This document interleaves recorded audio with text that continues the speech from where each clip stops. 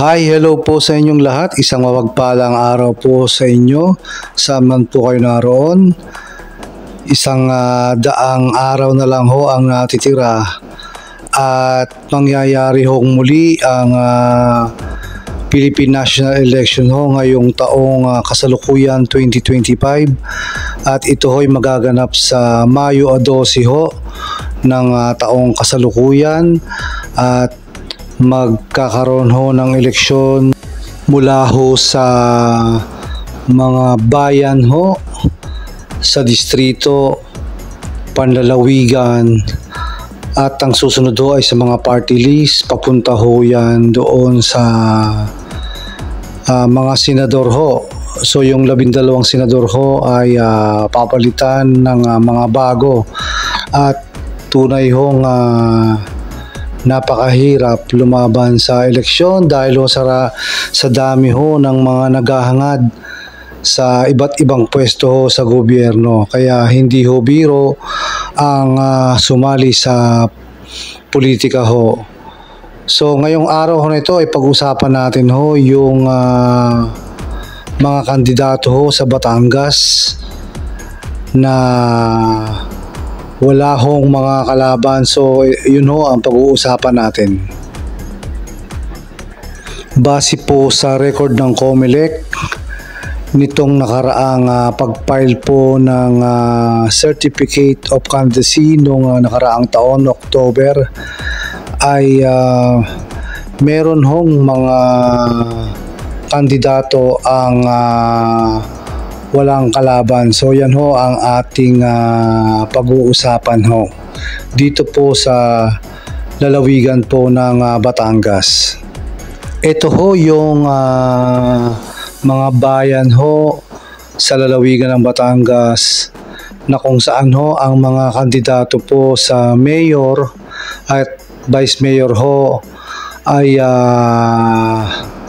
wala po silang mga kalaban o nag-file po ng COC para po sa kanilang pagtakbo sa posisyon po ng mayor at vice mayor.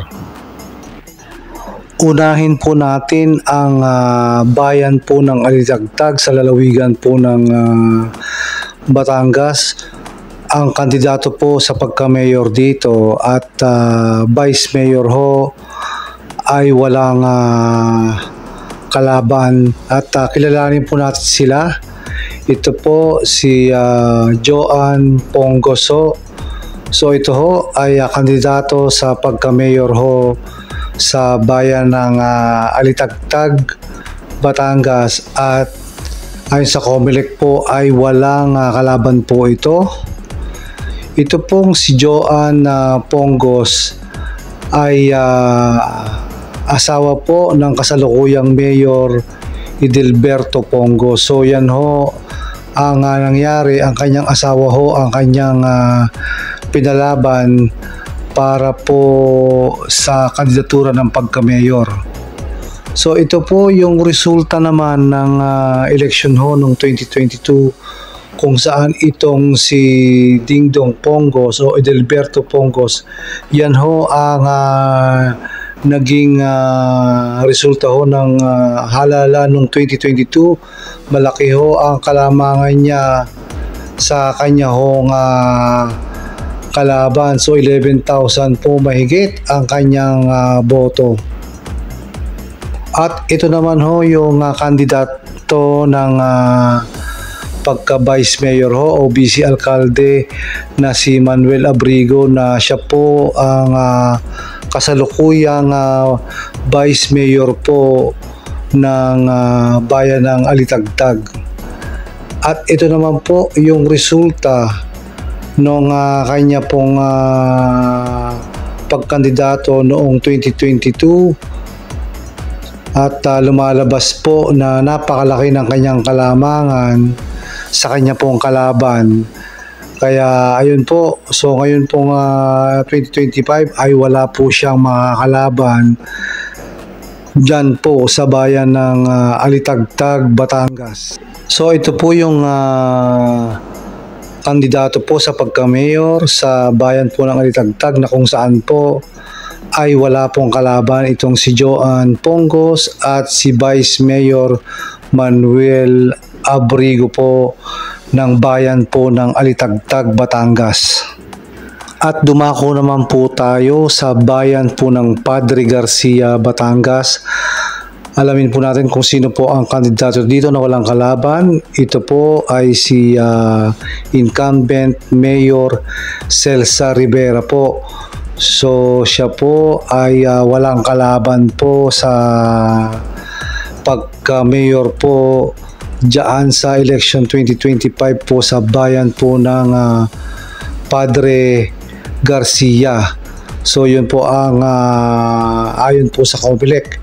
At nung 2022 po election ay nakakuha po siya ng boto na 23,000 at lumalabas ho na wala rin ho siyang kalaban, unopposed.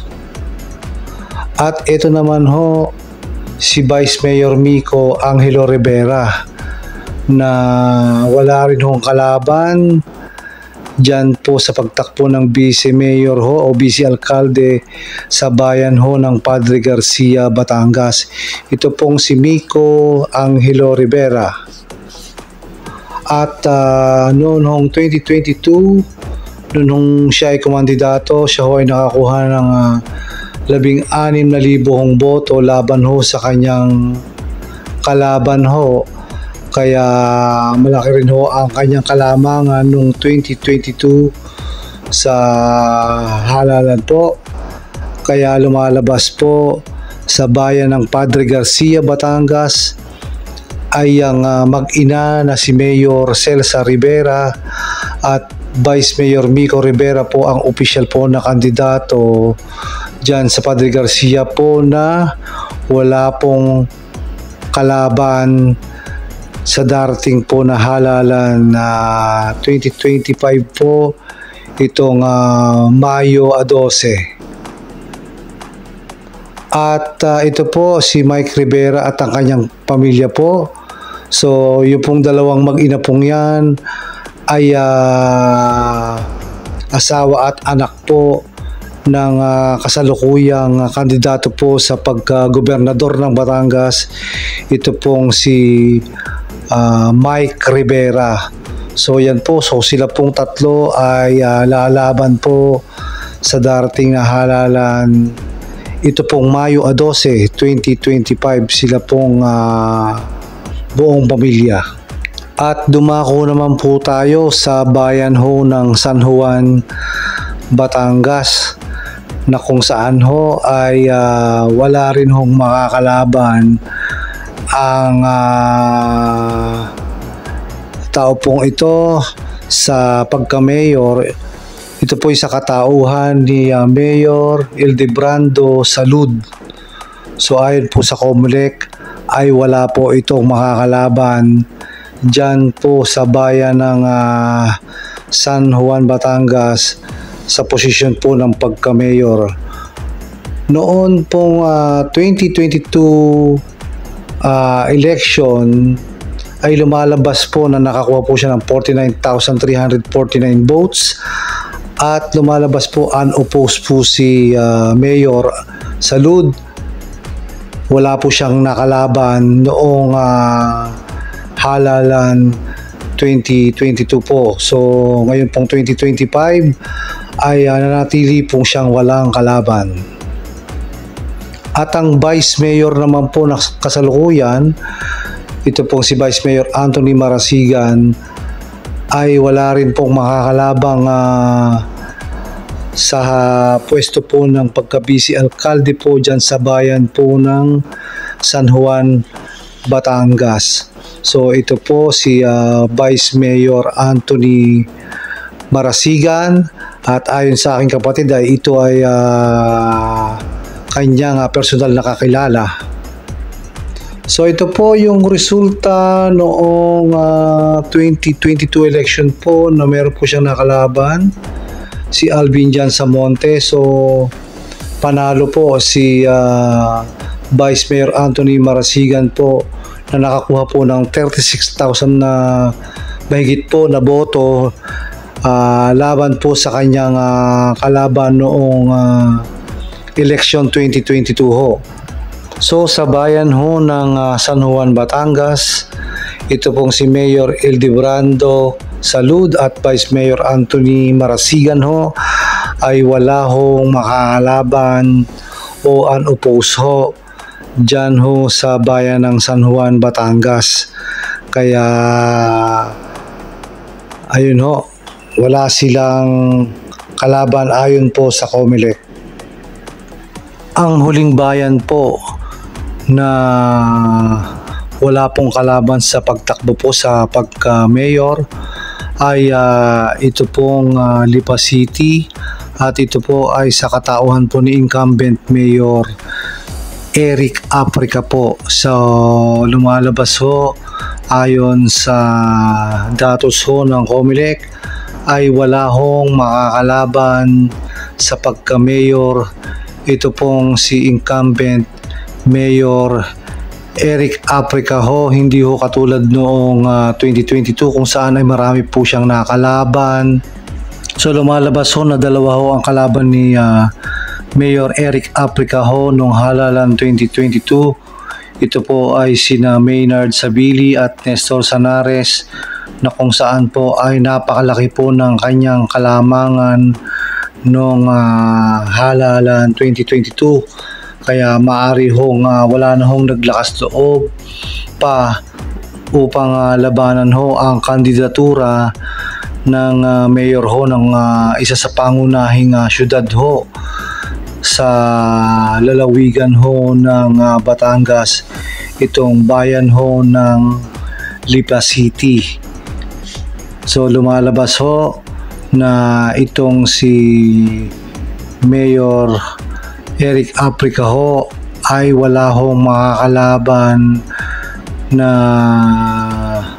mayor ho diyan sa darating na election 2025. Doon ho sa pagka-vice alkalde po ay meron pong maglalaban sa bayan po ng Lipa City. So ito ho yung pitong personalidad na unopposed mayor and vice mayor candidates po sa lalawigan ng Batangas sa pangunguna po ni Joan Pongos, ang may bahay po ng kasalukuyang mayor ng Alitagtag na si Edilberto Pongos. Andyan po si Manuel Abrigo ng Alitagtag, ang vice mayor po. At sa Padre Garcia naman po ay ang mag-inang si Celsa Rivera o Mayor Celsa Rivera at Vice Mayor Mico Rivera po. So yan sa Padre Garcia. At sa bayan naman po ng San Juan ay itong si Mayor Salud at Vice Mayor Anthony Marasigan, na kung saan ay wala rin po silang mga kalaban. At ang panghuli ho na personalidad na wala hong kalaban ay ito pong si incumbent mayor ng Lipa City, ito pong si Eric Aprica ho. So wala rin po siyang makakalaban dyan ho sa pangunahing syudad po sa Batangas. Ito po ay ang Lipa City. So yan ho ang mga walang kalaban ho sa darating na election ho 2025 sa Mayo 12.